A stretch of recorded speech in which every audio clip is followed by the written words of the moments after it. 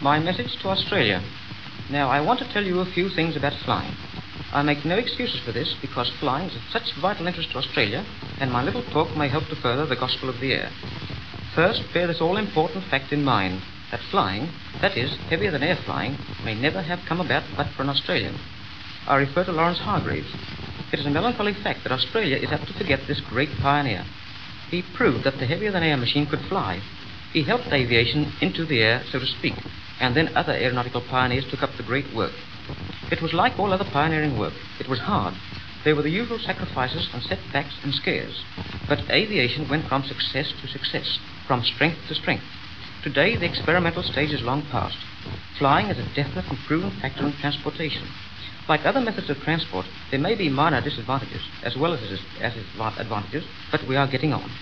Each year sees more aeroplanes, better aeroplanes, and greater public interest. I venture to say that in 20 years' time, the aeroplane will be almost as familiar a figure in our scheme of things as the motor car is today. Now, a few words about the light aeroplane. I make no excuse for touching on this subject because I think that Australia, of all countries, offers the greatest scope for the babies of the air. Out in the back country, where it is too much to expect either railway services or good roads, the light plane offers a most efficient means of personal communication.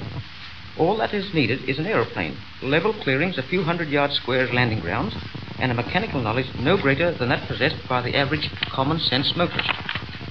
Thus equipped, backcountry people are no longer isolated.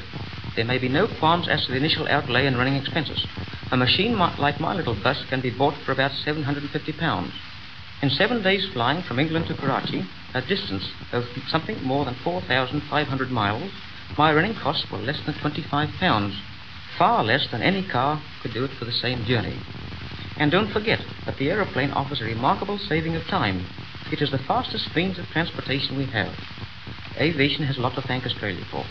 Hawker, the Smith brothers, Pera and McIntosh, Sidney Pickles and Kinkford Smith, and many other excellent pilots you have right here in your own midst. These good Australians have done and are doing big things in the air. And I am quite sure that there are many other Australians who will carry on the good work. Flying must come into its own in the Commonwealth. Only one thing is necessary, the goodwill of the public. With this assured, and the feeling is growing stronger every day, Australia will prove itself as great a flying country as Australians have proved themselves flyers.